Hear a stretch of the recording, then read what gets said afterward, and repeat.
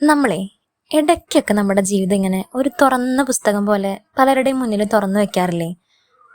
കാലം ചിലപ്പോൾ അതിൽ കുറച്ച് ചിരികളും കണ്ണീരും ദേഷ്യവും സഹതാപവും സന്തോഷങ്ങളും ഒക്കെ ആയിട്ട് കുറച്ച് പേജുകൾ ഇങ്ങനെ നിറച്ചു വെച്ചിട്ടുണ്ടാവും. ചിലർ ഈ പുസ്തകത്തിന്റെ പുറംചട്ടയുടെ ഭംഗി മാത്രം കണ്ടങ്ങ് എടുത്തു നോക്കും, പക്ഷേ ഉള്ളിൽ ഒരു വരി പോലും വായിക്കില്ല. ചിലർ ഈ പുതിയ പുസ്തകത്തിന്റെ മണമൊക്കെ അങ്ങ് തീരുമ്പോൾ മാറ്റിവെക്കും. വേറെ ചിലരുണ്ട്, വെറുതെ ഒന്ന് നോക്കി ജാടയ്ക്ക് വേണ്ടി ഒരു ഫോട്ടോയും പിടിച്ച് സ്റ്റാറ്റസ് ഒക്കെ ഇടും. അവരും ഒരു പേജ് പോലും മറിച്ച് നോക്കിന്ന് വരില്ല. ഇനിയും കുറച്ച് പേരുണ്ട്, ആദ്യത്തെ ആവേശത്തിൽ കുറച്ച് പേജുകൾ ഒറ്റയടിക്ക് അങ്ങ് വായിക്കും, പിന്നെ അങ്ങ് മടുക്കും, പതിയെ മാറ്റിവെക്കും. പിന്നെ നാളുകൾ കഴിഞ്ഞ് അന്വേഷിച്ച് വന്നാ പറയാൻ വന്നു എന്ന്.